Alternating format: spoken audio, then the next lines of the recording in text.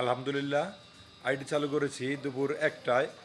তো হাঙ্গার স্টেশনের অর্ডার আসছে সাবওয়ে রেস্টুরেন্ট থেকে। এখন আমি এই রেস্টুরেন্টে আসছি খাবারটি পিক আপ করার জন্য। এটা বার্গারের অর্ডার, ঠিক আছে? বার্গার। তো এই বার্গারের অর্ডারটি নিয়ে আমি কাস্টমারের কাছে যাব। তো এই রেস্টুরেন্টে আসি, এখন এই খাবারটি প্রসেসিং করতেছে। তো ইনশাল্লাহ আর 3 মিনিট সময় লাগবে আমাকে এইখানে দেখাচ্ছে সময় এবং টাইম সেকেন্ড সহ এরা বিস্তারিত সকল কিছু দেখায়।